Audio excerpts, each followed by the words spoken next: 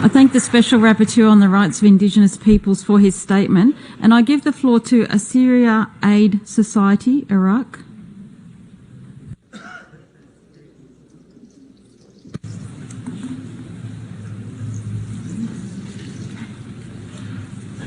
Shalom Aleichem, peace be with you. I'm Richard Yalda and I'm speaking on behalf of Mr. Younan Lazar, President of Assyrian Aid Society Iraq. Assyrians and indigenous people of Iraq are on continual migration outside of the ancestral homeland of Iraq. An estimated 1.5 million Assyrians lived in Iraq prior to 2003. Today, sadly, no more than 200,000 Assyrians are remaining. Assyrians are subject to various human rights violations, including economic marginalization, land grabbing, and treatment as second-class citizens. Assyrians are now listed as one of the endangered nations in the ancestral homeland, so it has therefore become imperative to raise our alarms at this level.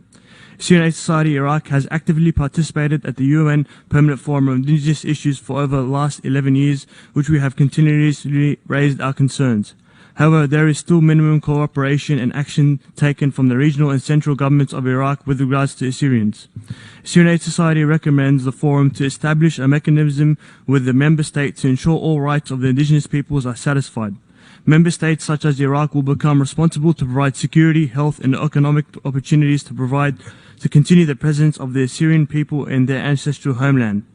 Furthermore, we recommend that the forum formally hold the member state of Iraq be accountable for its citizens, particularly the Assyrian people.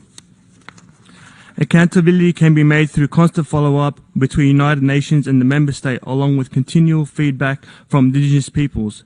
Our recommendations include establishing a structure within United Nations agencies to assess and acquire information directly from local indigenous aid organizations. This holds particularly where the indigenous peoples are subject to human rights violations by their member states and are subject to conflicts between greater powers within the regions, and with Assyrians being an example.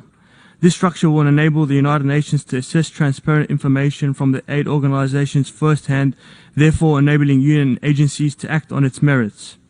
Additionally, our Indigenous Peoples Organization recommends organizing of a joint action plan between the member forum and the Assyrian Aid Society to meet the needs of our people in all aspects.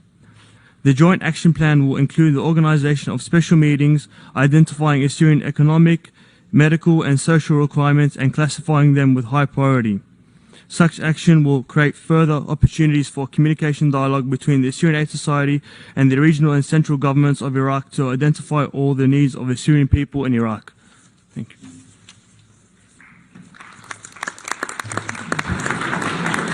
I thank the representative of Assyrian Aid Society for his statement, and I give the floor to the representative of Fundacja Haku Amazonia.